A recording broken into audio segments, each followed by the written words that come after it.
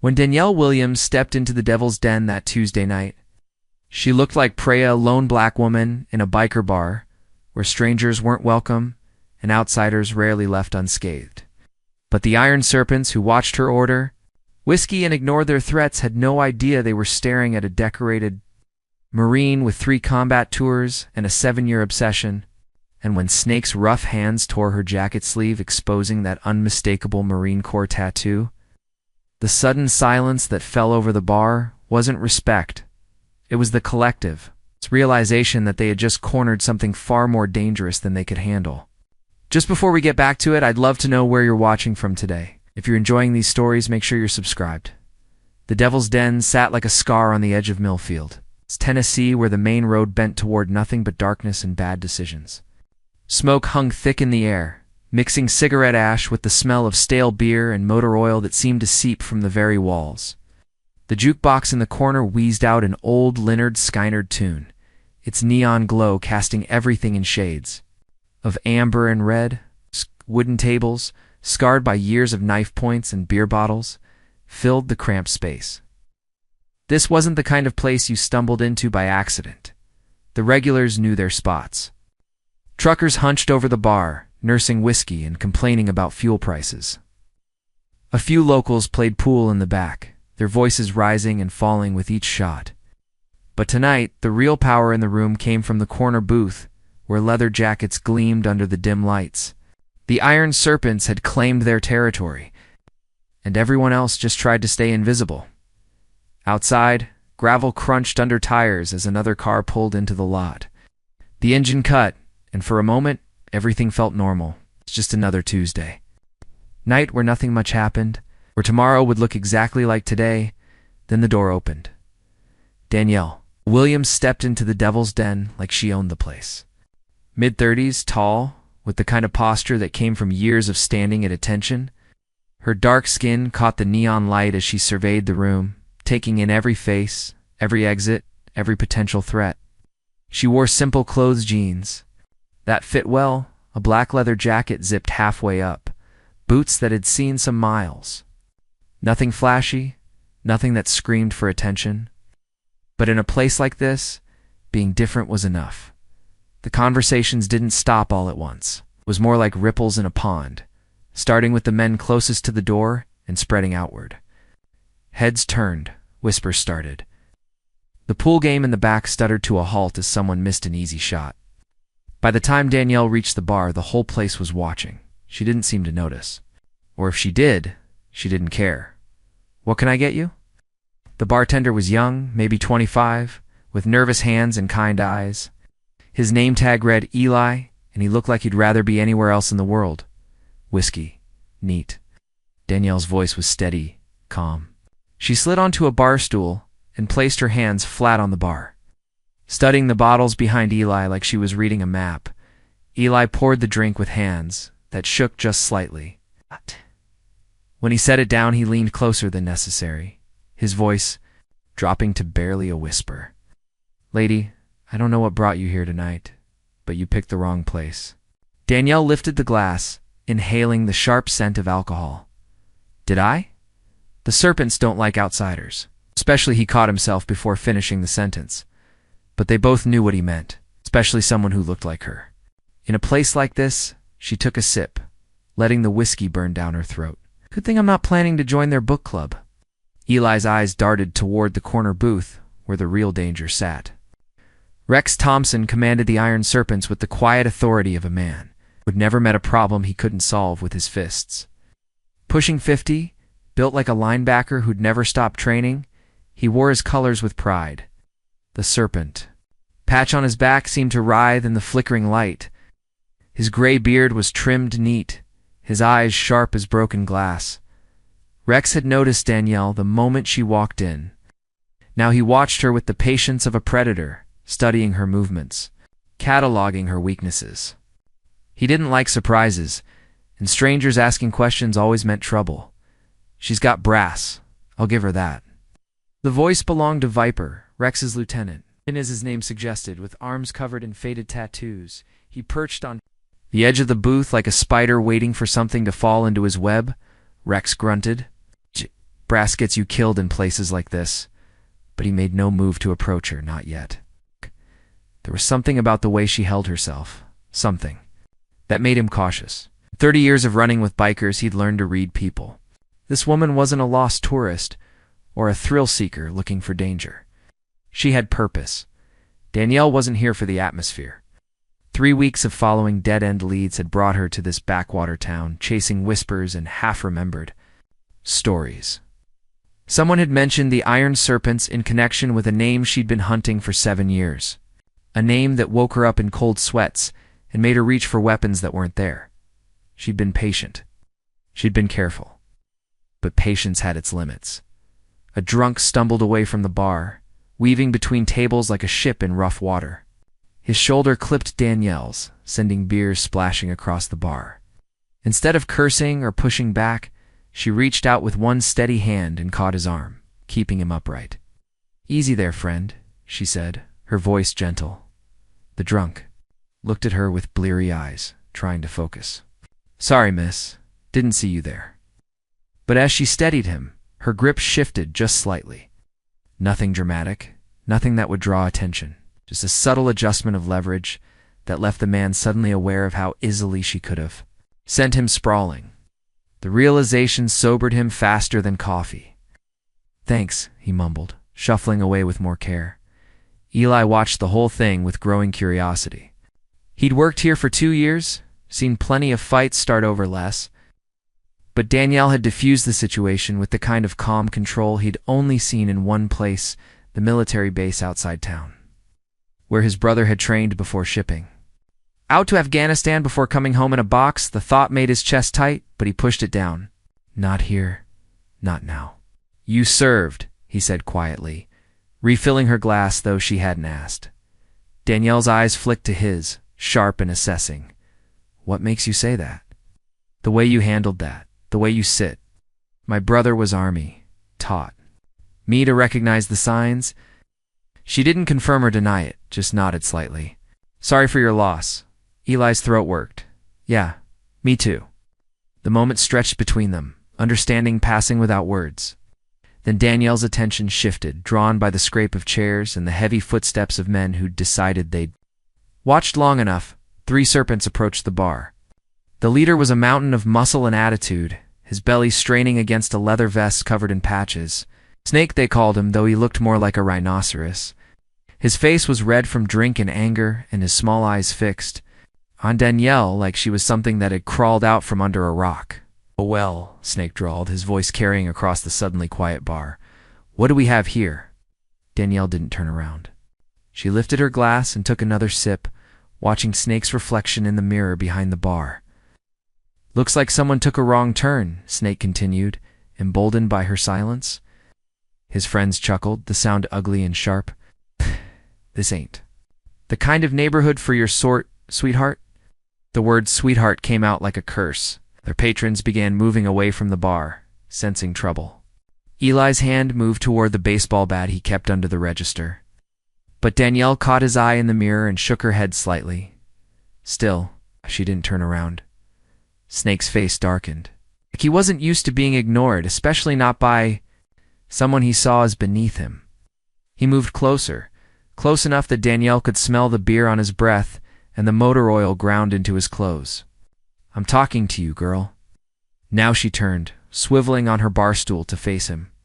Her movements were fluid, controlled, and when she looked up at Snake, her expression was perfectly calm. "I heard you. Then you heard me tell you to get lost." "Heard you make some noise?" "Whether you were actually telling me anything worth listening to is debatable." The temperature in the room seemed to drop 10 degrees. Snake's friends tensed, ready for violence. But from the corner booth, Rex's voice cut through the tension like a blade. "Snake." One word spoken quietly, but it carried absolute authority. Snake's head whipped around to find Rex watching him with those cold gray eyes. Let her be. For now. Snake's jaw worked like he wanted to argue, but he knew better than to cross Rex in public. He stepped back, pointing a thick finger at Danielle. "Ain't over." "It never started," she replied, turning back to her drink. Snake stalked away, his friends trailing behind.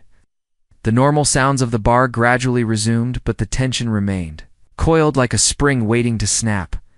Eli leaned across the bar, his voice barely audible. "You should go now. While they're giving you space." Danielle studied her reflection in the amber liquid. 7 years of searching had led her here, to this moment, to these people. Walking away now would mean starting over, following new leads that might take her anywhere or nowhere. She thought about the photo in her jacket pocket, creased from handling. The face that smiled back at her from that image would never smile again, would never hold her hand or whisper promises in the dark. That man was dead because someone had sold him out, traded his life for money and advantage. That someone was. Here, she could feel it. "I'm not going anywhere," she said, finishing her drink.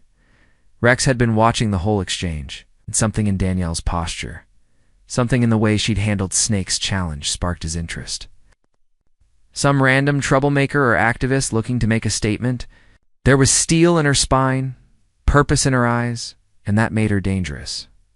He stood, his massive frame unfolding from the booth.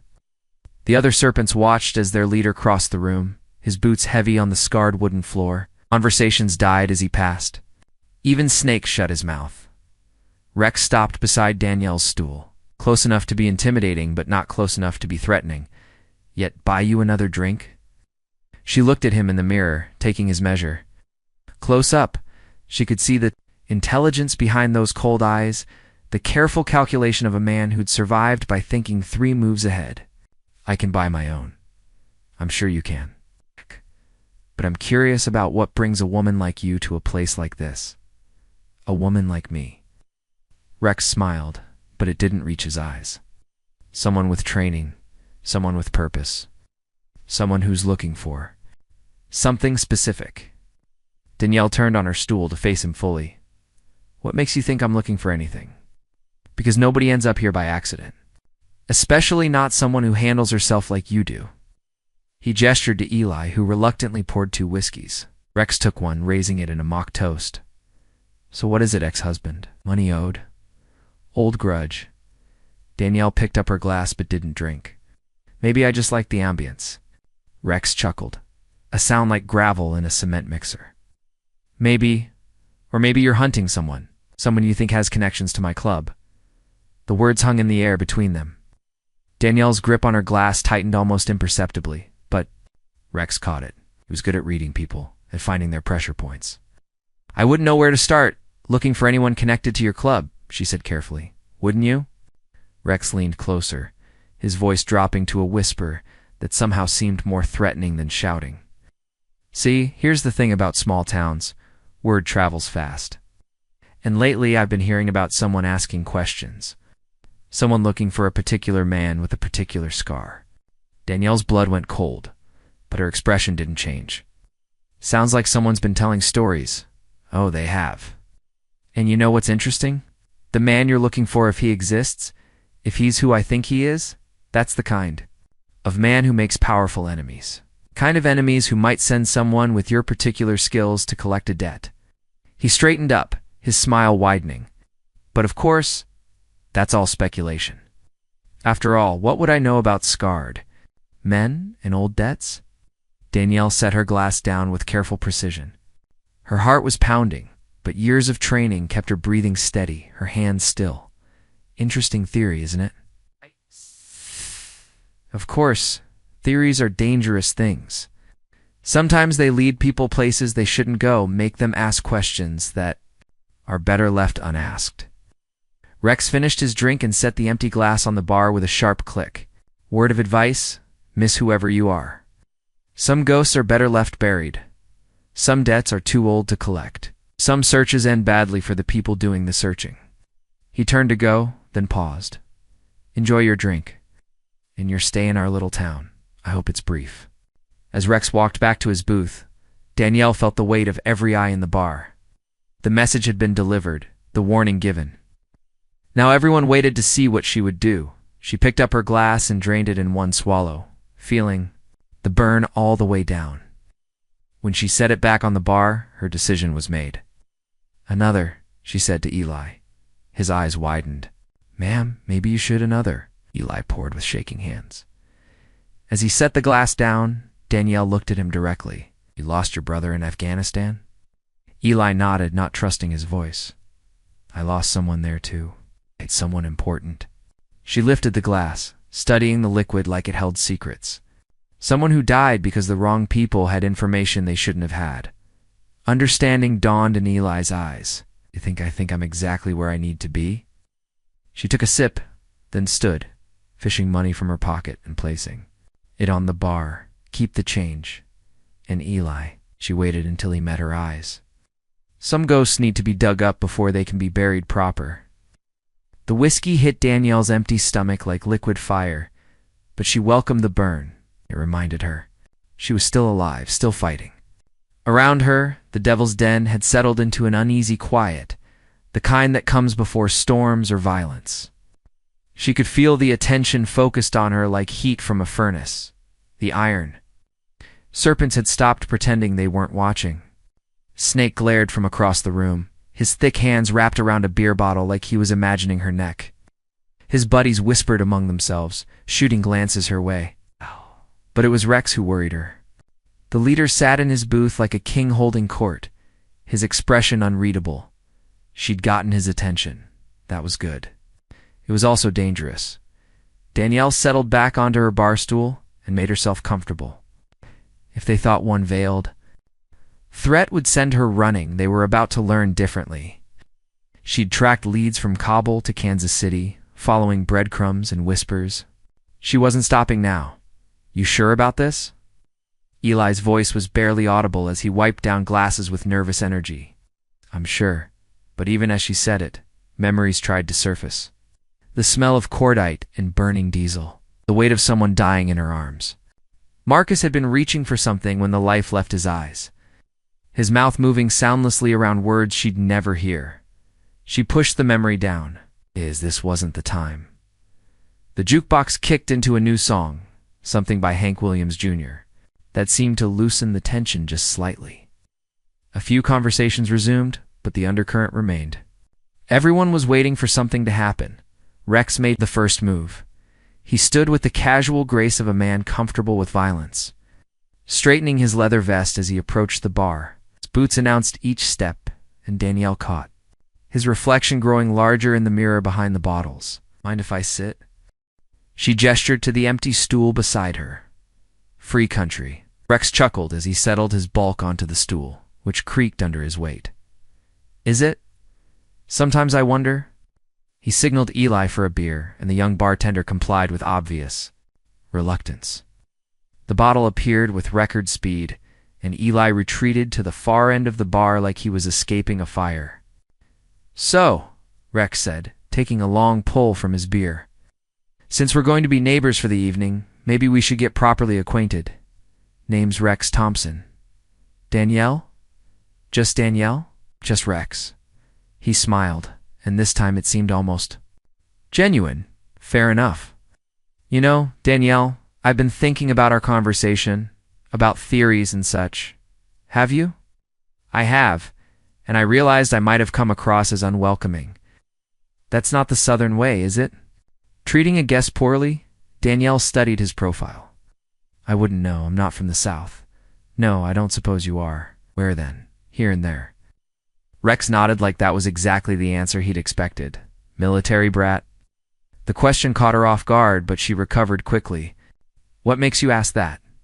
"The way you carry yourself. The way you assess a room when you walk in. The way you handle drunk idiots without breaking a sweat."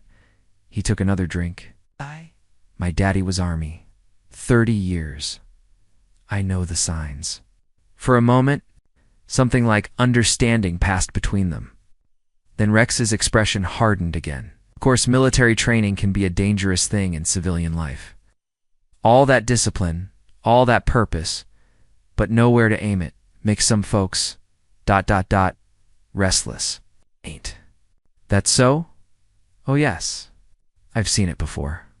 Warriors without wars, looking for battles that don't need fighting. Danielle turned to face him fully. "And what about you, Rex? What battles are you fighting?" His smile was sharp as a knife blade. "The same ones I've always fought. Keeping what's mine safe. Protecting my family from folks who might want to hurt them. Your family? Rex gestured toward. The serpents scattered around the bar. Every man in that corner booth is my brother. We look out for each other. We keep our business private. Don't appreciate outsiders stirring up old troubles? What kind of troubles? The kind that get people hurt. The conversation was interrupted by a commotion near the pool table. Voices were raised and Danielle could see Snake pushing forward through a small crowd. Someone had apparently made a comment he didn't like. Looks like your brother's having trouble with his temper, Danielle observed. Rex sighed. Snake's got his issues, but he's loyal. Sometimes that means more than being smart. The situation was escalating. Snake had grabbed some local by the shirt and was shaking him like a rag doll. Other bikers were moving in, scenting blood. Maybe you should. Danielle started, maybe I should what? Before she could answer, Snake's victim broke free and swung wild. His fist caught Snake in the jaw, not hard enough to hurt, but hard enough to embarrass. The room went dead silent. Snake's response was swift and brutal. He drove his fist into the man's stomach, doubling him over, then brought his knee up into the man's face. Blood sprayed across the floor. That's enough. Rex's voice cut through the violence like a whip crack. Snake froze, his fist drawn back for another blow. Around the bar, everyone held their breath. He disrespected me, Snake growled. And you? Major point. Let him go. For a moment it looked like Snake might refuse. But Rex's authority was absolute, and eventually Snake stepped back, releasing his hold on the bleeding man. Get out, Rex told the local. Spread the word the serpents aren't looking for trouble, but we won't run from it either. The man stumbled toward the exit, one hand pressed to his nose. His friends helped him to the door, shooting nervous. Glances back at the bikers. Rex returned to his beer like nothing had happened. Where were we? You were explaining about family loyalty. Ah, yes, see, that's the thing about family. Sometimes they make mistakes. Sometimes they do things that bring unwanted attention. But you stand by them anyway, because that's what family means. Danielle felt like they were having two conversations at once, the surface one about loyalty and brotherhood, and a deeper one about secrets and protection. Must be nice, she said, having people you can count on. It is. Of course it works both ways. Family protects you, but it also means you've got responsibilities. People counting on you to make the right choices. And what happens when those choices conflict? Rex set his beer down carefully. What do you mean? What happens when doing right by your family means doing wrong by everyone else? The question hung between them like a challenge. Rex's eyes narrowed, and Danielle could see him reassessing her, trying to figure out exactly how much she knew. That's a philosophical question, he said finally. It seems like it to me. After all, right and wrong are relative concepts. What's wrong for one person might be survival for another. Danielle nodded slowly. That's one way to look at it. Another way might be that some things are just wrong. Period. Betrayal, for instance. Selling out people who trusted you. Rex's hand tightened on his beer bottle. You seem to have strong opinions about betrayal. I do. I think people who betray trust deserve whatever they get, even if they had good reasons. Even if they were trying to protect someone they cared about. Especially then, because that makes it worse. It makes it personal. The air between them was thick with unspoken threats and accusations. Other patrons were beginning to notice the tension, conversations fading as attention focused on the bar. Rex finished his beer and stood. Well, this has been enlightening. But I should get back to my brothers. Enjoy the rest of your evening. Danielle, I hope you find whatever it is you're looking for. As he walked away, Danielle realized her hands were shaking slightly. The conversation had revealed more than she'd expected, but also raised new questions. Rex knew something about the man she was hunting. She was sure of it. Oh, but how much? And how deep did his involvement run? Eli appeared at her elbow, refilling her glass without being asked. That looked intense. Just getting acquainted. Lady, I don't know what you're mixed up in, but these aren't people you want to cross. The serpents own this town. It's the sheriff, the mayor, half the businesses there, all either members or too scared to stand up to them. Danielle studied Eli's face. There was fear there, but also something else. Anger, maybe, or grief. Tell me about your brother, she said quietly. Eli's throat worked. What about him? How did he die? Really? The young man glanced around nervously, then leaned closer, officially, eyed outside Kandahar. Convoy hit a roadside bomb? Unofficially? Tommy started asking questions about supply routes, about how certain information was getting to the wrong people, about which officers were making deals they shouldn't have been making. Adele's pulse quickened. What kind of deals? I don't know for sure. But Tommy wrote letters, said there was corruption in his unit, officers selling weapons and intel. He was going to report it when he came home, but he never made it home. No, he died 3 days. Before his rotation ended? 3 days. Eli's voice broke slightly on the last words. Tell me. Danielle reached out and touched his arm gently. I'm sorry, yeah, well, sorry doesn't bring him back. And sorry doesn't get justice for what happened to him. They sat in silence for a moment, two people bound by grief and the need for answers. Finally, Danielle spoke. The man I'm looking for, he has a scar, runs from his left ear down to his jaw, military bearing, probably mid-40s now. Ring any bells? Eli's eyes widened. Maybe. There's a guy who comes in sometimes. Keeps to himself, always pays cash. He's got a scar like that. When was the last time you saw him? A few weeks ago?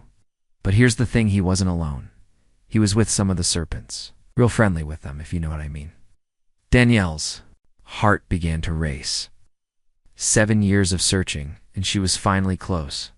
The man who had destroyed her life, who had sold out her unit and gotten Marcus killed, was here, in this town, connected to these people.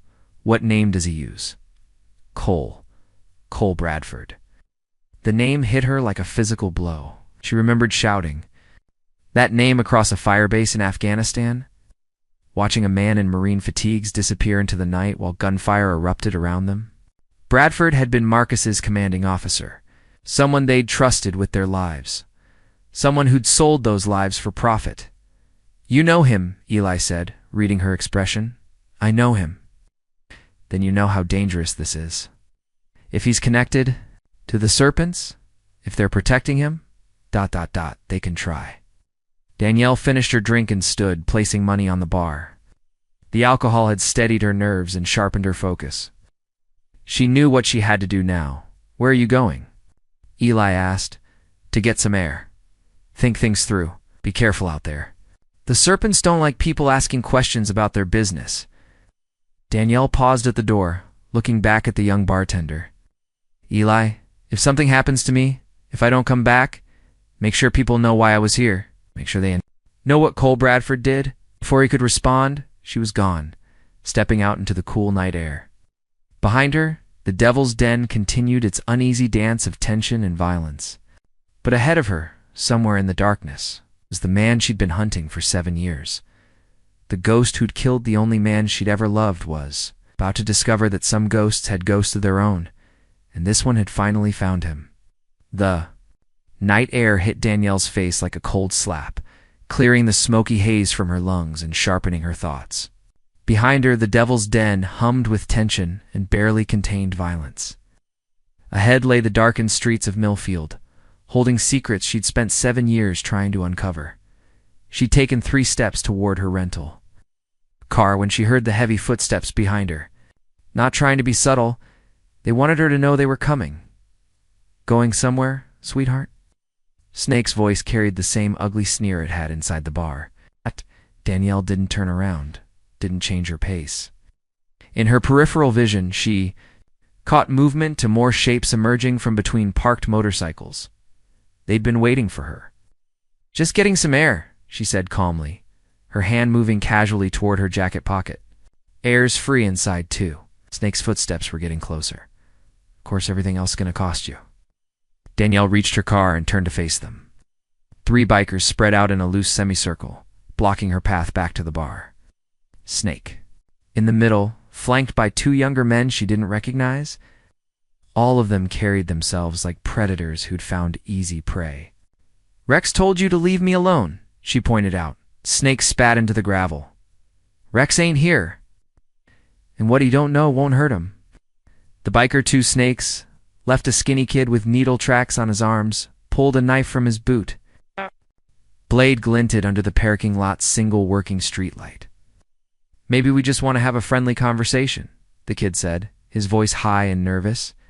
"Ask you some questions about what brings a woman like you to our town." Assessed her options.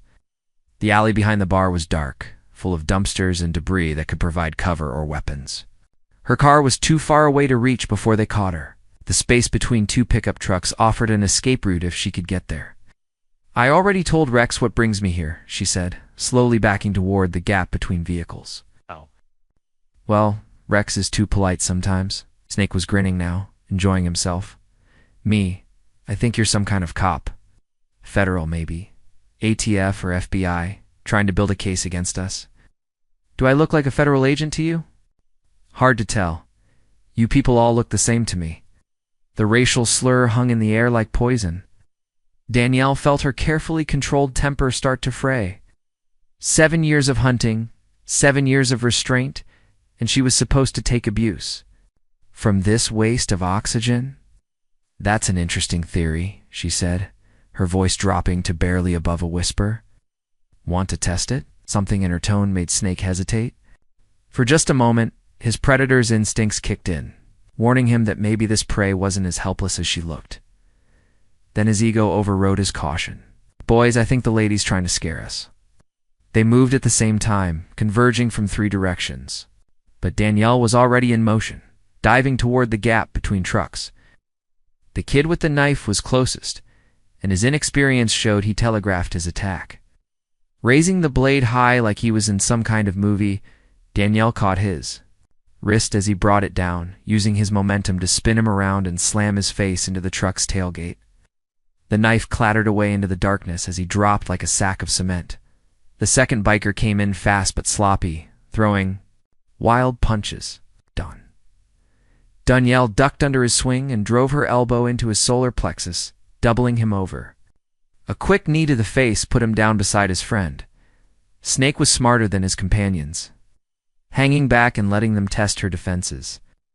Now he pulled a pistol from under his jacket, pointing it at her chest. Well, looks like the lady's got some moves." Danielle raised her hands slowly, but her mind was racing. Snake was holding the gun like someone who'd watched too many gangster movies, one hand, arm extended, trying to look intimidating. "Amateur hour? You made your point," she said. "I'm impressed." "Damn right you should be. Now you're going to get in that car of yours and drive away from here. And you're going to forget all about whatever brought you to our town." "What if I can't forget?" Snake's finger tightened on the trigger. "Then you won't. Live long enough for it to matter." Behind Snake, a shadow detached itself from the darkness between buildings. Eli moved with surprising stealth for someone who looked like he'd never been in a fight in his life. He had something in his hand, a tire iron from the look of it. Danielle kept her eyes on Snake's face, not wanting to give away Eli's approach. "No, you're probably right. Maybe I should just leave, smart girl." Now the tire iron caught Snake across the back of his skull with a sound like a baseball hitting a watermelon. He pitched forward, the gun flying from his grip. Danielle caught the weapon before it hit the ground. Checking the safety with practiced ease, Eli stood over Snake's unconscious form, breathing hard and staring at the tire iron like he couldn't believe what he'd just done. "Did I kill him?" Knelt and checked Snake's pulse.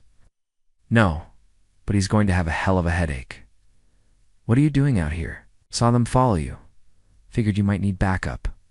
Eli was shaking now, adrenaline making his hands tremble. "I can't believe I just did that." "Believe it. You probably saved my life." Danielle tucked Snake's gun into her jacket and looked at the 3 unconscious bikers. "But now we've got a problem. When these idiots wake up, they're going to tell Rex what happened. Will that be bad?" "Very bad. Rex doesn't strike me as the forgiving type, and attacking his men is going to force his hand." Eli wiped sweat from his forehead. "Maybe that's good. Maybe it's time someone stood up to them." Danielle studied the young man's face. There was something different about him. Now a hardness that hadn't been there before. Violence had a way of changing people, of showing them what they were capable of when pushed. "Eli, I need to ask you something, and I need you to be completely honest. The man I'm looking for, Cole Bradford, you said he comes in with the serpents?" Sometimes, do you know where he stays? Eli hesitated. There's an old motel on the edge of town.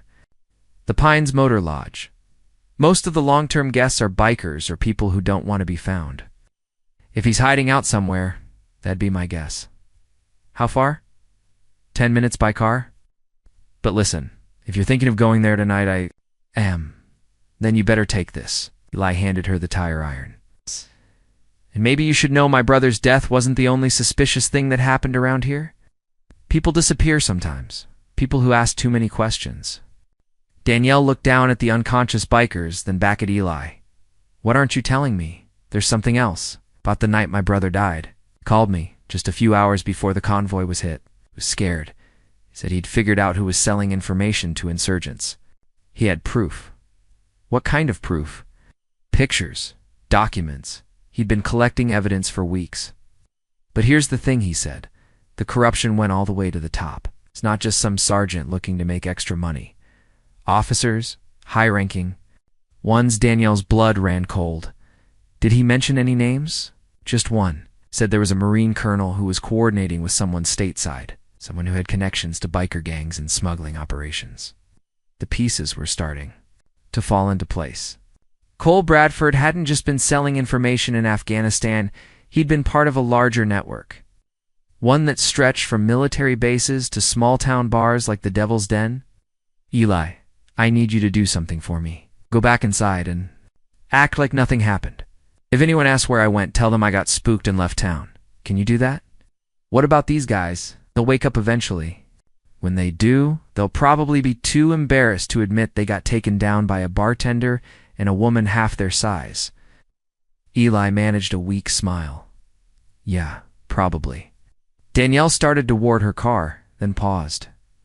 Eli, thank you. For your brother. And for tonight?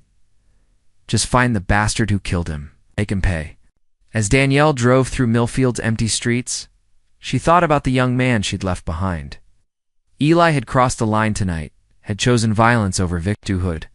There was no going back from that choice, and she hoped he was strong, enough to live with it. The Pines Motor Lodge squatted on the outskirts of town like a cancer, its neon sign flickering between vacancy and complete darkness. Half the letters were burned out, and the parking lot was full of potholes that could swallow a small car. A few lights showed behind curtained windows. Most of the rooms were dark. Danielle parked across the street and studied the layout. Single-story building, maybe 20 rooms, office at one end. A handful of motorcycles were parked outside various doors, confirming Eli's information about the clientele. She was about to get out of the car when she spotted movement in the shadows behind the building. Two figures were talking in low voices. Their conversation too quiet to overhear, but their body language suggesting secrecy. One of them stepped into the light from a back door fixture, and Danielle's heart stopped. 7 years older, leaner than she remembered, but unmistakable. The scar that ran from his left ear to his jaw was pale against his weathered skin, and his military bearing was still evident despite his civilian clothes. Cole Bradford, the ghost she'd been hunting. The second figure remained in shadow, but from his size and stance, Danielle guessed it was one of the serpents. He talked for another minute. Then Cole handed the other man what looked like a manila envelope. Money changed hands, and then Cole disappeared back into the darkness. Danielle waited until the biker rode away on his Harley before moving. She crossed the street quietly, avoiding the pools of light from the working fixtures, the motel's back. Area was cluttered with dumpsters and abandoned furniture, providing plenty of cover. She found Cole's room by process of elimination. It was the only one with light showing that didn't have a motorcycle parked outside. The curtains were drawn, but she could see movement through a gap where they didn't quite meet. Cole was packing. Danielle crept closer, her heart hammering against her ribs. Through the window, she could see him moving efficiently around the small room, stuffing clothes and papers into a duffel bag. On the bed lay a passport and what looked like plane tickets. He was running. The realization hit her like a punch to the gut. Out. After 7 years of searching, after finally tracking him down, he was about to disappear again, whatever deal he'd just made with the serpents. It was his exit strategy. She had to move now. Dawn was still hours away when Danielle finally made it back to her own motel room across town. Her hands shook as she unlocked the door, adrenaline and exhaustion warring. In her system, the confrontation at the Pines had gone differently than she'd expected. And now everything was more complicated. She sat on the edge of the bed and unwrapped the bandage around her left hand, examining the cut across her knuckles. It wasn't deep, but it would leave a mark. Like so many others, the mirror on the dresser reflected back a woman who looked older than her 34 years. Combat tours, years of hunting, and a lifetime of anger had carved lines around her eyes and mouth. But it was the scars that told the real story, some visible, some hidden beneath clothes and skin. The largest one ran across her right shoulder, a memento from the same IED that had killed Marcus. She'd been unconscious when they'd pulled her. From the wreckage, hadn't woken up for 3 days. When she did, the first thing she'd asked about was her fiancé. The silence that followed had been louder than any explosion. Cole Bradford had visited her in the field hospital exactly once. He'd stood at the foot of her bed, his face carefully blank, and told her that Marcus had died a hero, that his sacrifice wouldn't be forgotten, that the investigation into the ambush was ongoing. All lies. What? Cole hadn't told her was that he'd already been selling information to insurgents for months, that Marcus and the rest of her squad had died because their commanding officer had traded their lives for money and safe passage out of Afghanistan. She'd learned the truth later, piece by piece, as she'd recovered and started asking questions. Official channels had been useless, the investigation was classified. The reports buried, the witnesses transferred or discharged, but soldiers talked, and eventually the whispers reached her. Cole Bradford was dirty. He'd made a deal with the enemy and disappeared into the night, leaving a trail of bodies behind him. Danielle had made her own deal that day with herself, with Marcus's memory, with whatever sense of justice still existed in a world gone mad. She would find Cole Bradford, and she would make him pay. 7 years of searching had led her here. To this moment, to the choice she'd made 3 hours ago at the Pines Motor Lodge, she could have killed him, should have maybe. He'd been alone, distracted, packing for another escape. One shot through the window, and her hunt would have been over instead. She'd done something that surprised even her. She'd knocked on his door. The memory played back in vivid detail. Cole's face when he'd opened the door and seen her standing. Their shock, fear, and something that might have been relief all warring in his expression. "Hello, Cole." "Danielle." His voice had been steady, but she'd seen his hand move toward the gun he kept in a shoulder holster. "It's been a long time." "Years, for months, 16 days, you've been counting." Among other things, they'd stared at each other across the threshold, two people bound by betrayal and death. Cole had aged hard, she'd noticed. His hair was more gray than brown now, and new lines mapped the territory around his eyes. The scar was exactly as she remembered it, a reminder of some long-ago violence that had marked him before he'd learned to mark others. "You going to invite me in, or do we do this in the doorway?" Cole had stepped aside, and she'd entered the shabby motel room with its water-stained walls and carpets that had seen too much.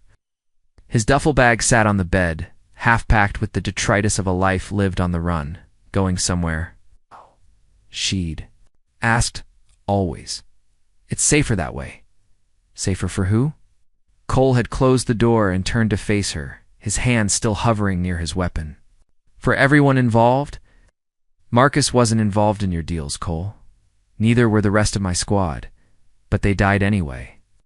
"You don't understand, then? Explain it to me." For a moment she'd thought he might actually try.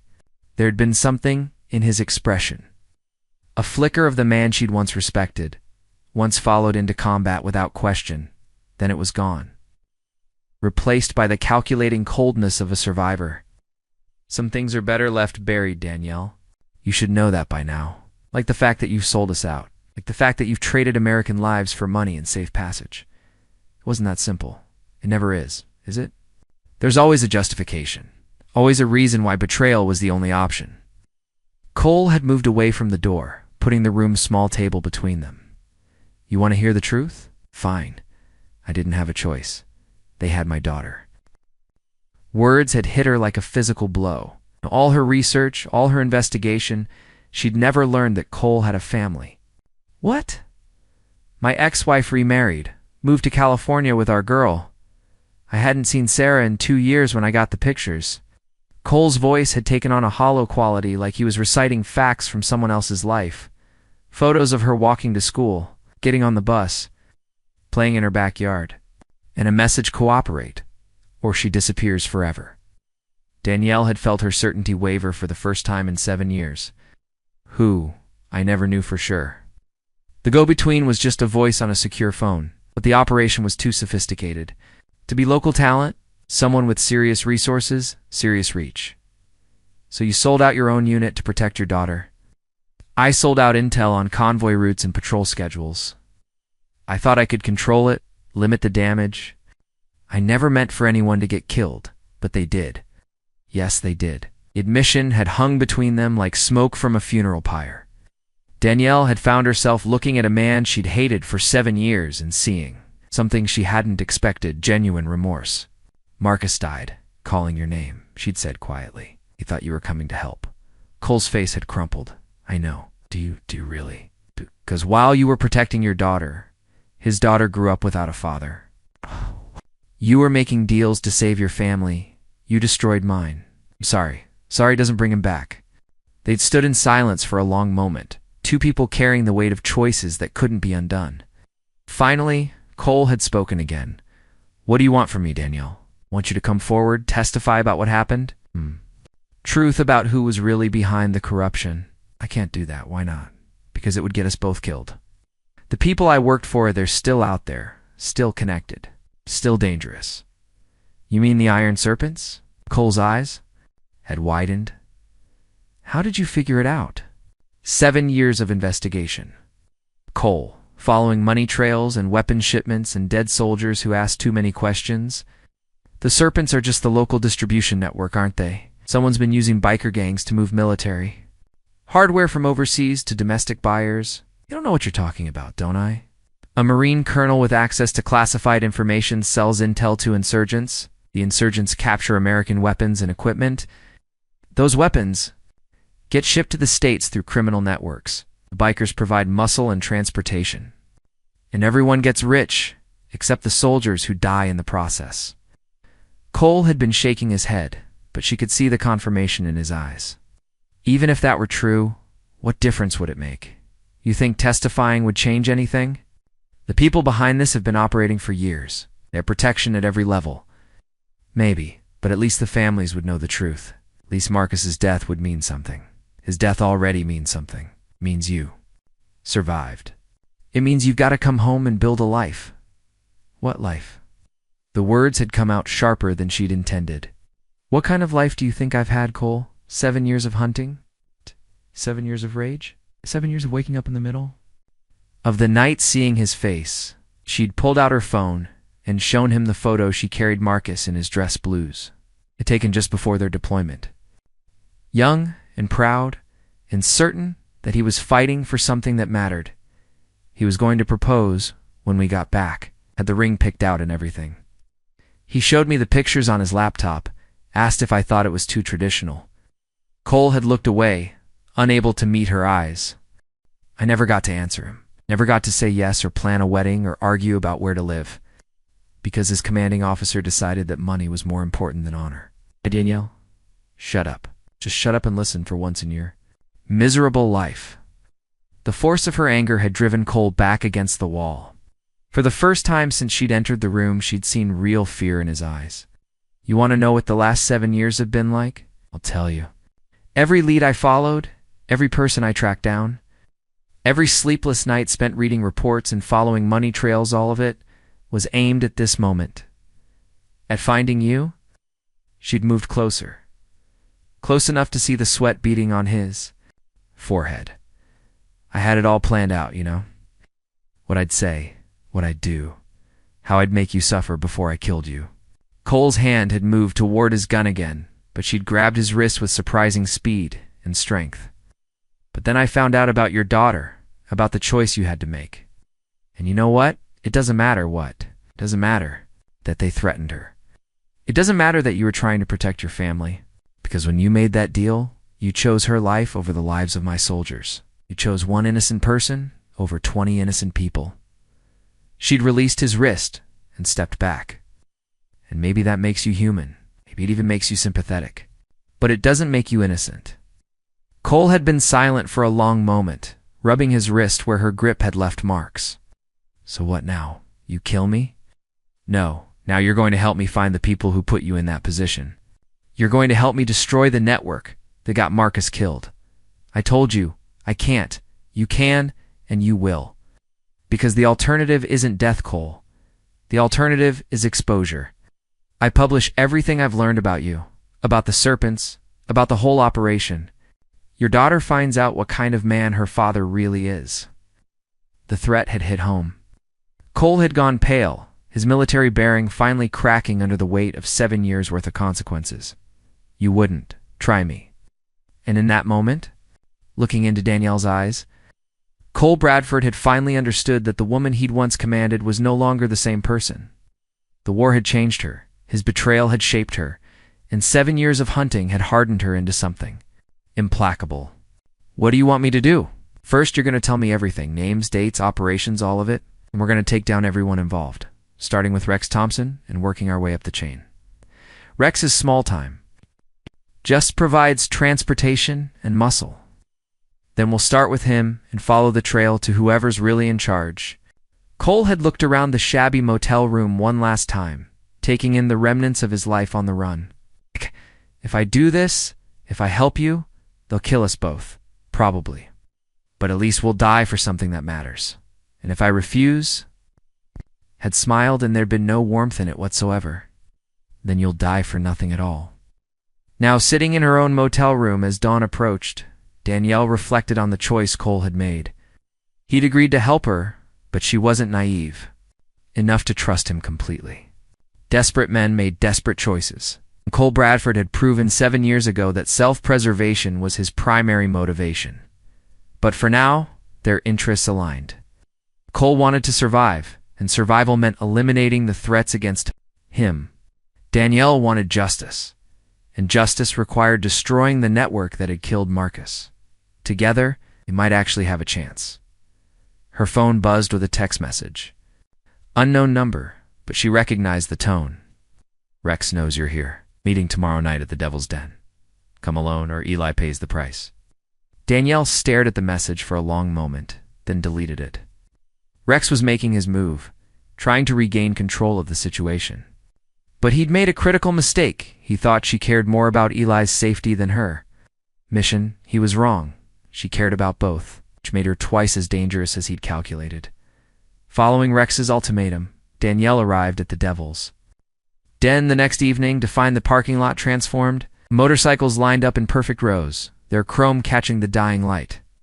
More iron serpents than she'd ever seen stood around in clusters, voices low but anticipation palpable. This wasn't just a meeting, it was an event. The bar had been cleared of civilians, so only bikers remained, creating a wall of leather and metal. Rex sat at his corner booth, wearing his colors like armor. Every patch a declaration of authority. Danielle walked through the crowd with steady steps, ignoring hostile stares and crude comments. These men wanted to see fear. She gave them nothing. Punctual, Rex observed as she approached. I respect that. Where's Eli? Rex gestured toward the back, where the young bartender sat tied to a chair, face bruised but eyes defiant. Flanked him, hands on weapons. He's fine. But for now, depends on how cooperative you decide to be. Danielle studied the setup, cataloging exits and threats. What do you want? Answers. Starting with who you really are. Rex stood, his massive frame unfolding like a mountain deciding to walk. Conversations died as every eye focused on their leader. I learned that Danielle Williams is more than some grieving girlfriend. She's a decorated Marine with 3 tours in Afghanistan, been asking questions about military corruption for 7 years. The words hung in the smoky air. Danielle kept her expression neutral, but her mind raced. Rex had done his homework. Most interesting, she's been tracking former Marine Colonel Cole Bradford, someone who used to be very useful to certain business interests overseas. Business interests. Don't play dumb, Danielle, Rex began, circling her like a shark. Cole was a valuable asset until he got cold feet and disappeared. Someone's been looking for him. Someone willing to pay handsomely for information. The pieces clicked. Rex wasn't protecting Cole. He was planning to sell him. Here's my problem.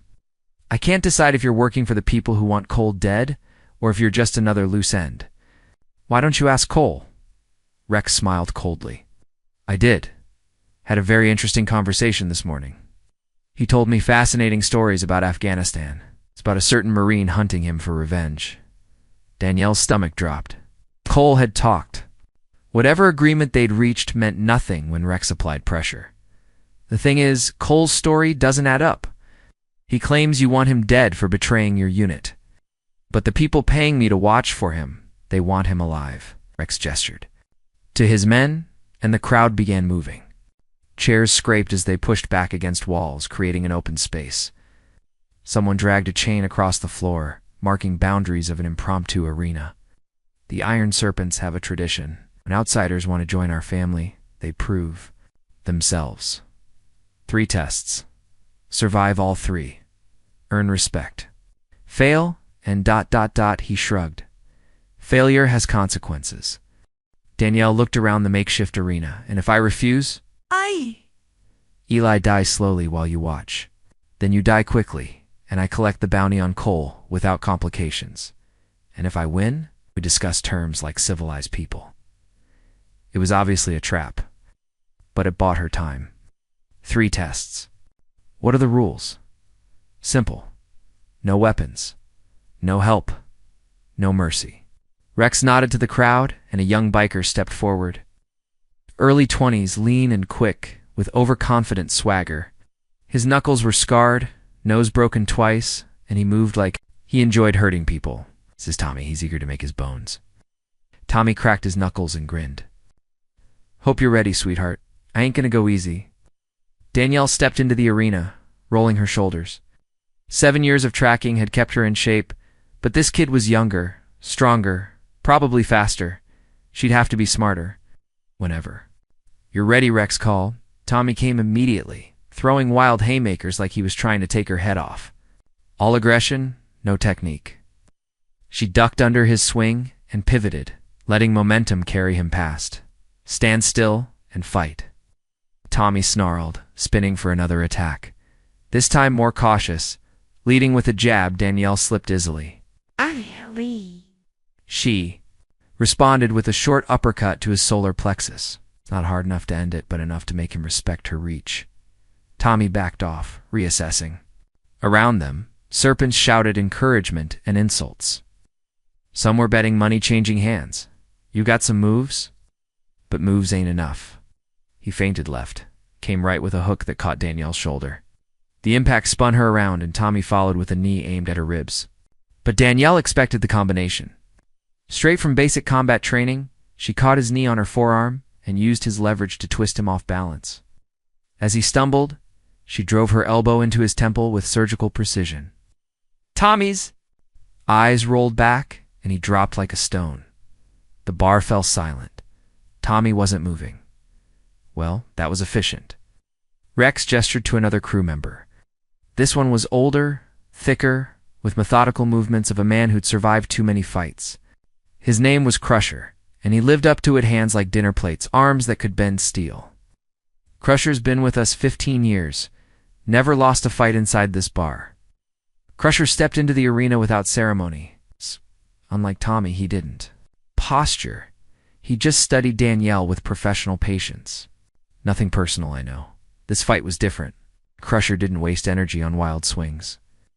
He advanced steadily, cutting off angles, forcing Danielle into smaller spaces. When he threw punches, they were economical and devastating. Danielle tried using her speed advantage, but Crusher was too experienced to chase shadows. He controlled the center, waiting for his chance. It came when Danielle's foot slipped on spilled beer. It's just a tiny stumble, but Crusher pounced. His massive fist caught her ribs. Lifting her off her feet and sending her crashing into the crowd, the serpents pushed her back, jeering. Crusher was already moving, follow-up punch aimed at her head. Danielle barely got her arms up to block, but the impact rattled her teeth. Stay down. This don't have to be ugly. But Danielle was rolling away from his reaching hands. She came, up near the arena's edge, where someone had abandoned a beer bottle. Without thinking, she grabbed it and swung at Crusher's head. "No weapons," Rex shouted, too late. The bottle shattered against Crusher's skull, opening a gash above his left eye. Blood poured down his face, but instead of dropping him, it made him angry. "Now you've done it." Crusher charged like a bull, vision impaired but rage providing fuel. Danielle sidestepped at the last second, and he crashed into the wall hard enough to shake the building. Before he could recover, she was on him. Wrapping her arm around his throat in a chokehold from Marine training, Crusher thrashed like a trapped bear, trying to slam her against the wall. But Danielle held on, applying steady pressure to his carotid artery. After what felt like eternity, his struggles weakened, then stopped. She released him and stepped back, watching as he collapsed unconscious. The crowd was on its feet, bloodlust fully aroused. 2 fights, 2 victories. But Danielle could see calculation in Rex's eyes. He was impressed, not surprised. He'd expected her to make it this far. 1 more. Then we'll see what you're really made of. The third fighter was legend among the serpents. They called him Vulture. Tall and lean, with a hatchet face and eyes that never blinked, he moved with fluid predator grace. Scars covered his arms and chest, souvenirs from a lifetime of violence. This is interesting. It's been a long time since someone made it to me. Unlike the others, Vulture took his time entering the arena. He stretched deliberately, working out kinks in muscles that had seen decades of abuse. When he finally faced Danielle, his smile was razor-thin. "I looked into you, Marine. 3 tours, 2 Purple Hearts, Medal of Valor, impressive record. Thanks for the research. Your fiancé Rodriguez, wasn't it? Died in your arms after an IED. Must have been traumatic." Danielle felt ice form in her chest. Using Marcus's name was crossing a line. Careful, or what? You'll get angry? Good. Angry fighters make mistakes. Vulture began circling her, movements hypnotic and predatory. "Tell me, did he suffer? Did he'd call your name while he bled out?" The rage that had sustained Danielle for 7 years flared white-hot. She lunged at Vulture with everything, abandoning technique for fury. Exactly what he'd been waiting for. His knee caught her stomach, doubling her over. His elbow crashed down on her back, driving her to the floor. Before she could recover, his boot slammed into her ribs. Predictable. Grief makes people stupid. As he reached down to finish her, Danielle grabbed his ankle and twisted with every ounce of strength she had left. Vulture's leg snapped with a sound like breaking wood, and he screamed as he toppled. Danielle hauled herself upright, blood running from her nose and mouth. Vulture was trying to crawl away, broken leg trailing, but she caught him. The beating that followed wasn't pretty. Years of frustration, sleepless nights, and unanswered questions poured out in a torrent of violence. When she finally stopped, Vulture wasn't moving. The bar was silent as death. Rex began clapping slowly, face shadowed. Impressive. Brutal, but impressive. Danielle wiped blood from her split lip and faced him. "Now we talk." Rex poured 2 glasses of whiskey at his private table, sliding one across to Danielle with casual gesture of a man conducting normal business. The rest of the serpents had cleared out after the fights, leaving only Rex's inner circle and Eli, still tied, but alive.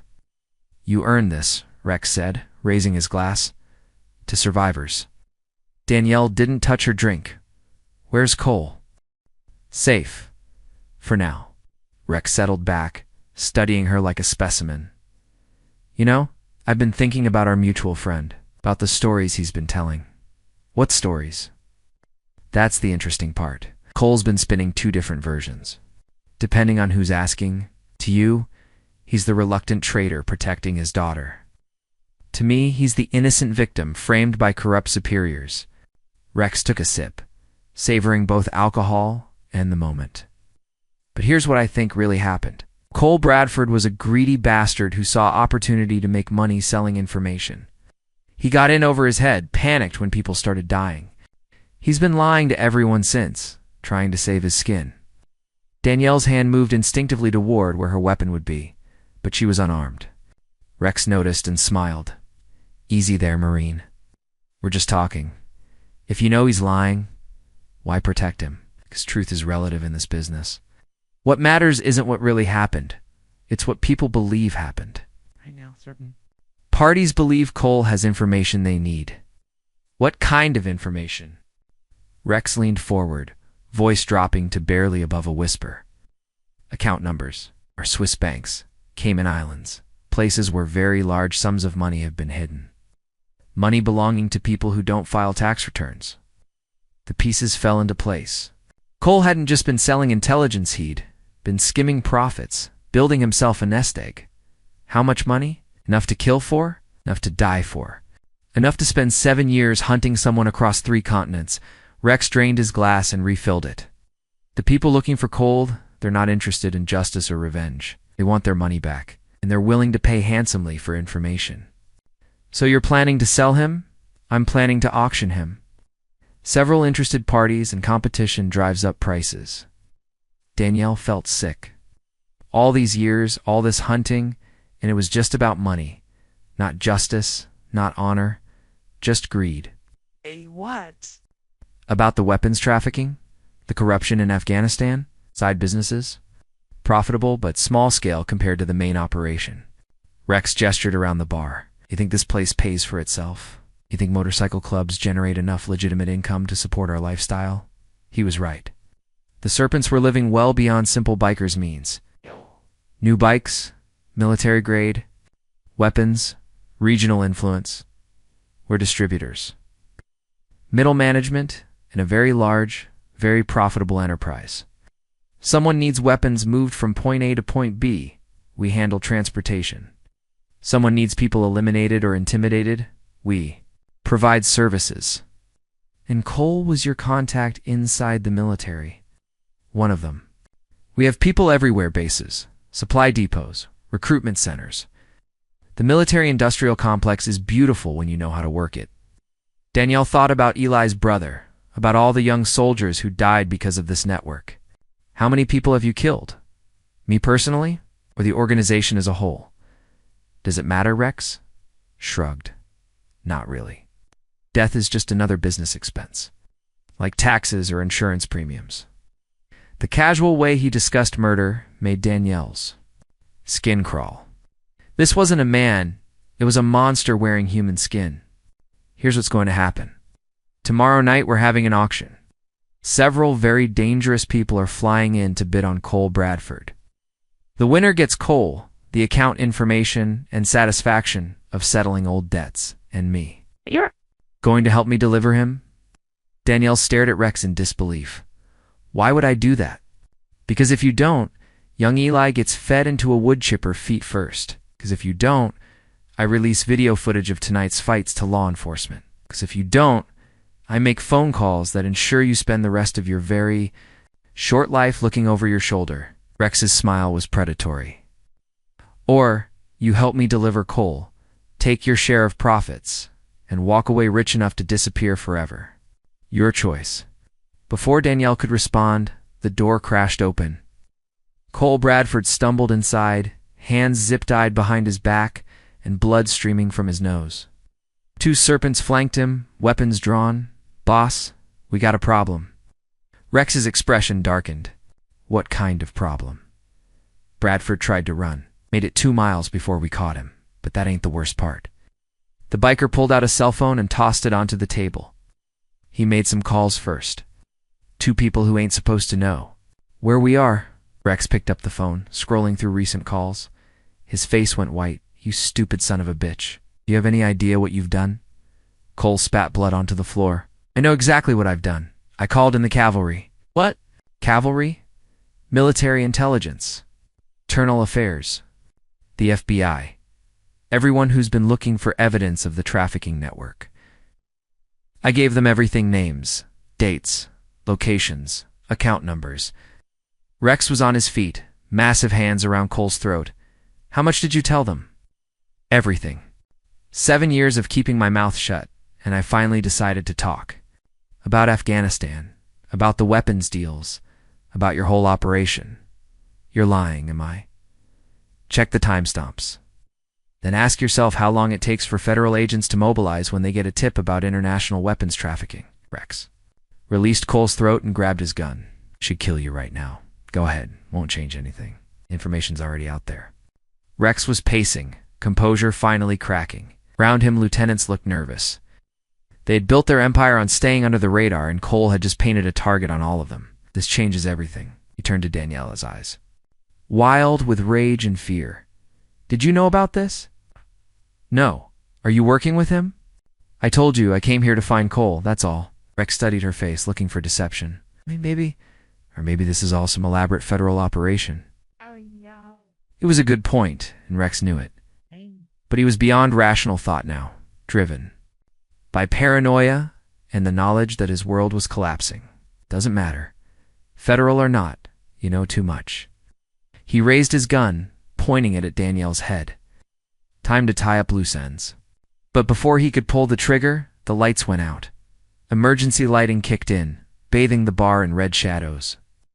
Through the windows, Danielle could see vehicles surrounding the building, black SUVs with government plates, FBI. This is a federal raid.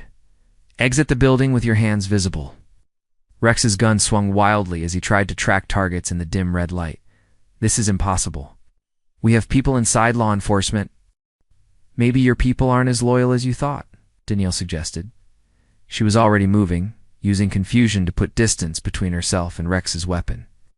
Cole had somehow gotten to his feet, despite restraints, and Eli was struggling against his bonds. Nobody moves, Rex shouted. We can still salvage this. But his men were already running for the back exit, abandoning their leader. Within seconds, Rex found himself alone with his prisoners and the sound of federal agents breaching the front door. Drop your weapon. Rex looked at his gun, then at Danielle, then at the future he'd just lost. His empire was crumbling, his protection was gone, and his choices had narrowed to surrender or suicide.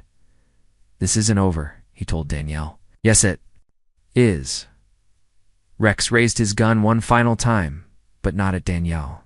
He pressed the muzzle against his own temple, finger tightening on the trigger. The shot echoed through the devil's den like the end of the world. The aftermath of Rex's suicide left the devil's den looking like a war zone. Federal agents swarmed through the building, their tactical gear and professional efficiency a stark contrast to the bar's seedy atmosphere. Crime scene tapes sectioned off areas where evidence teams photographed bloodstains and collected shell casings. Danielle sat in the back of an ambulance, letting a paramedic clean the cuts on her face, while FBI agents waited their turn to question. Her ribs ached from Crusher's punches. Her knuckles were split from the beating she'd given Vulture. But she was alive. It was more than she'd expected when the night began. Special Agent Sarah Williams, no relation, despite the shared name, approached with a tablet and the weary expression of someone who'd seen too many crime scenes. Mid-40s, graying hair pulled back in a practical bun. She carried herself with the quiet authority of a federal investigator who'd earned her position through competence rather than politics. Ms. Williams, I'm Agent Williams with the FBI. I know you've had a rough night, but I need to ask you some questions. Danielle nodded, wincing as the paramedic applied antiseptic to a particularly deep cut. I understand. Let's start with why you were here tonight. Our information suggests you've been tracking Cole Bradford for several years. 7 years, since Afghanistan. Agent Williams consulted her tablet. You served together in the 2nd Marine Expeditionary Force? Your unit was ambushed. Several Marines killed, including your fiancée. You believed Bradford was responsible for selling information to insurgents. I didn't believe it. I knew it. But you never filed official charges. Never went through military channels. Danielle looked across the parking lot where Cole Bradford sat in another ambulance, also being questioned by federal agents. He looked older than his years, worn down by the weight of his choices. Military channels have a way of protecting their own, especially when the corruption goes higher than one colonel. How high? High enough that Bradford's been running free for 7 years, while good Marines stayed buried. Agent Williams made notes on her tablet. Tell me about tonight. What happened? In there, Danielle recounted the events of the fights. Rex's revelations about the trafficking network, Cole's desperate phone calls to federal authorities. She left out nothing, understanding that her cooperation now might be the only thing standing between her and serious criminal charges. The men you fought, 2 of them are in critical condition. The 3rd may never walk again. They gave me a choice: fight or watch an innocent man die. That's not how the law works, Ms. Williams. The law didn't seem to be working very well for the past 7 years. Agent Williams studied Danielle's face, looking for deception or calculation.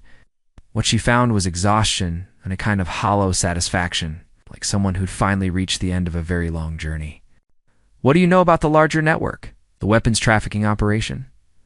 Only what Rex told me tonight. It's military equipment stolen or diverted overseas, shipped back to the States through criminal organizations.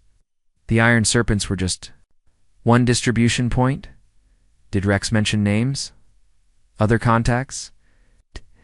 He said they had people everywhere.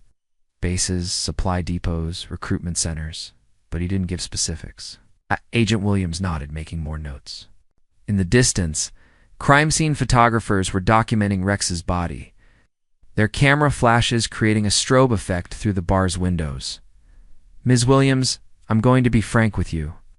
What happened here tonight, the violence, the vigilante justice, that's not something we can ignore. But the information you've provided, combined with Bradford's testimony, could help us dismantle a trafficking network that's been operating for over a decade. What are you saying? I'm saying cooperation tends to be viewed favorably by federal prosecutors. And right now, we need all the cooperation we can get. Across the parking lot, Eli emerged from the bar, flanked by 2 agents. His face was bruised and his hands shook, but he was walking under his own power. When he saw Danielle, he managed a weak smile and a thumbs up. The bartender, Riley Parker. He's been through enough. Whatever happens, he doesn't deserve to be dragged into this any deeper. It's not your decision to make, no, but it's the right thing to do. His only crime was losing a brother and wanting answers. Agent Williams looked at Eli, then back at Danielle. We'll take his cooperation into account. It wasn't a promise, but it was something. Danielle had learned to take what victories she could find. The paramedic finished treating her wounds and packed up his supplies. You'll want to see a doctor about those ribs. Could be fractures. I'll live. Ms. Williams, Agent Williams said, we're going to need you to come with us. More questions? Formal statements? This investigation is just getting started. Danielle nodded, understanding that her war wasn't over, it was just changing battlefields. The personal vendetta that had consumed 7 years of her life was becoming something larger, more complex. Justice through official channels instead of vigilante violence, as they walked toward the FBI vehicles. Agent Williams spoke quietly. For what it's worth, I read your service record. What you did in Afghanistan, before the ambush that took real courage, the Marines you saved, the missions you completed, that matters. Marcus mattered more. I'm sure he did. But he's gone, and you're still here. The question is what you're going to do with the time you have left. It was a good question, 4-7. Years Danielle's life had been defined by a single purpose: finding Cole Bradford and making him pay for his betrayal. Now that purpose was fulfilled, but not in the way she'd imagined. Instead of personal revenge, she'd uncovered systematic corruption. Instead of killing one man, she'd helped expose a network that had killed dozens. The question was whether that was enough. 6 months later, Danielle sat in a federal courthouse in Washington, D.C., watching Cole Bradford take the oath before a congressional committee investigating military corruption. The hearing room was packed with reporters, family members of fallen soldiers, government officials who'd spent years covering up the very crimes now being exposed.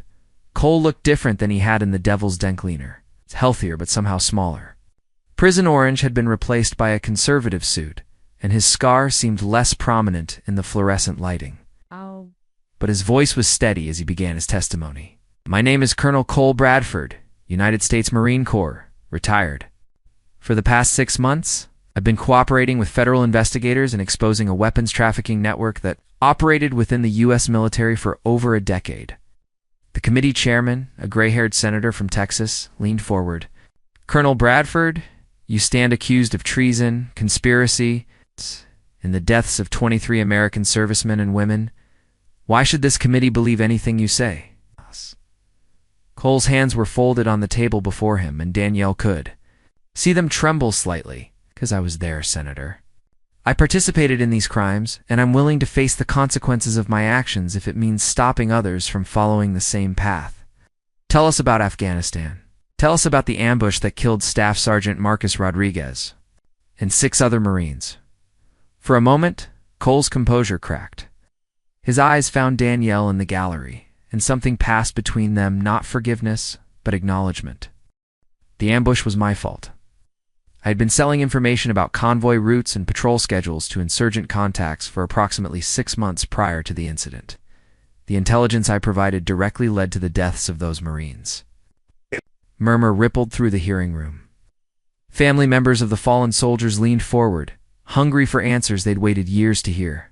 "Why did you do it, Colonel?" Cole's voice dropped too, barely above a whisper. "My daughter had been kidnapped.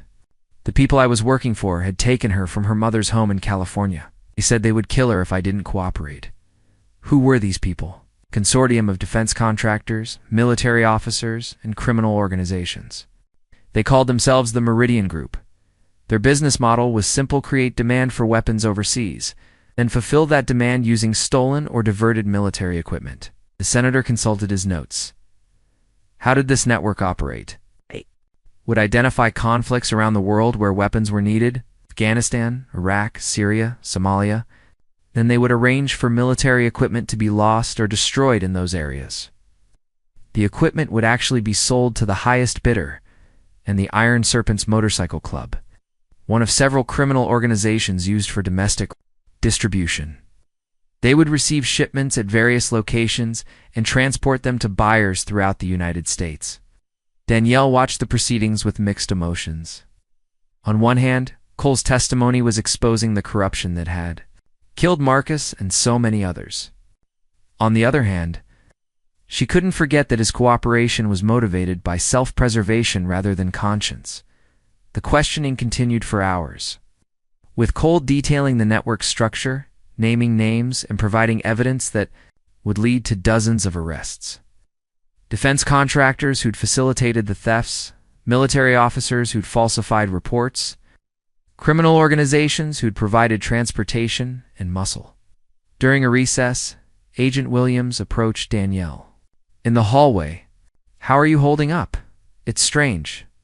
I spent 7 years wanting to kill him, and now I'm watching him help put away the people who made him into a traitor. Regrets?" Danielle considered the question about hunting him. "No, about the violence at the Devil's Den. Sometimes, but if I hadn't found him, if Rex hadn't panicked, and Cole hadn't made those phone calls, none of this would be happening. The families deserve to know the truth. Yes, they do." They walked to the courthouse windows, looking out at the Washington, D.C. skyline. Somewhere in those buildings, decisions were being made that would affect the lives of soldiers around the world. "What's next for you?" Agent Williams asked. "I don't know. For 7 years, I've had one purpose. Now that it's fulfilled," Danielle shrugged, "I have to figure out who I am when I'm not hunting someone. Ever think about law enforcement? Bureau could use someone with your skills and experience. Fighting corruption from the inside? Something like that? It was an interesting idea." Danielle had proven she could track down criminals and uncover conspiracies. The question was whether she could do it within the system rather than outside it. When the hearing resumed, the committee called its next witness Seeley Parker. The young man had cleaned up well in the months since the Devil's Den incident. Hair was cut short, his clothes were professional, and he spoke with the quiet dignity of someone who'd found purpose in tragedy. "Mr. Parker, you worked as a bartender at the Devil's Den. You also lost a brother in Afghanistan. Tell us about that." Eli's voice was steady but emotional. "My brother Tommy was killed 3 days before his rotation ended. An IED unofficially, he'd been investigating corruption in his unit. He was going to report it when he came home. Did he share any specific information with you?" "He said officers were selling weapons and intelligence. He had proof photographs, documents, but he died before he could present that evidence. What happened to that evidence? It was never recovered from his personal effects. Someone made sure it disappeared. The implications hung heavy in the air. Tommy Parker had been murdered to prevent him from exposing the same network that Cole was now testifying about. Mr. Parker, what do you hope to accomplish with your testimony today? Eli looked directly at the cameras, speaking to families across the country who'd lost loved ones to this conspiracy. I want people to know that my brother didn't die in vain, that he was trying to do the right thing, trying to protect his fellow soldiers, and I want to make sure this never happens again. As Eli continued his testimony, Danielle felt something shift inside her. The rage that had sustained her for 7 years was finally beginning to fade, replaced by something else not. Peace exactly, but purpose. A sense that Marcus's death, Tommy's death, and all the others might finally mean something. When the hearings concluded that day, dozens of arrest warrants were issued. The Meridian Group's leadership was taken into custody in coordinated raids.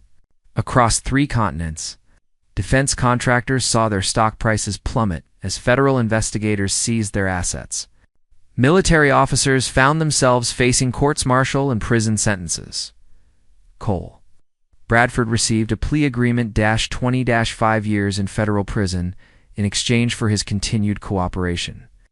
It wasn't the death sentence Danielle had once wanted for him, but it was justice of a sort. Outside the courthouse, Danielle found Eli waiting on the steps.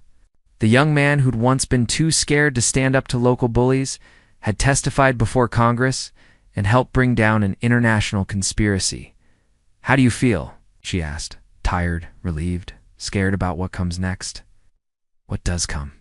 Next, Eli smiled, and for the first time since she'd met him, it reached his eyes. College, maybe. Agent Williams thinks the FBI might be interested in someone with my background. Someone who understands how these networks operate from the ground up. That's a good path. What about you? Danielle looked back at the courthouse, where the wheels of justice continued to turn. Inside those walls, bureaucrats and politicians were deciding how to prevent future corruption, how to better protect soldiers, how to honor the memories of those who'd died. I think I might stick around, make sure they follow through on their promises. Fighting the good fight. Something like that. As they walked down the courthouse steps together, Danielle realized that her war wasn't ending, it was evolving. The personal vendetta that had consumed 7 years of her life was becoming something larger, something that could actually make a difference. Marcus was still gone. Tommy Parker was still dead. Nothing could change that. But their deaths had exposed a corruption that might have continued for decades. Killing hundreds more soldiers. It wasn't the ending Danielle had imagined when she first walked into the Devil's Den.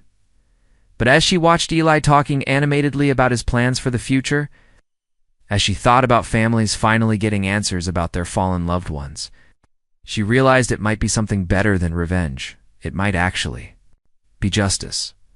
The Marine Corps tattoo on her shoulder had been revealed that night for a reason. Not as a mark of vengeance, but as a symbol of honor reclaimed. The Corps' motto echoed in her mind as she walked through the streets of Washington. Semper Fidelis, always faithful, faithful to the truth, faithful to justice, faithful to the memory of those who died serving their country. The war was over. The real work was just beginning. What would you do if the system failed you so completely that justice could only be found in the shadows? Would you have the courage to hunt your own ghosts? Would you let them haunt you forever? This story of honor, betrayal, and redemption moved you? Hit that like button and subscribe for more powerful tales that explore the dark corners of the human experience.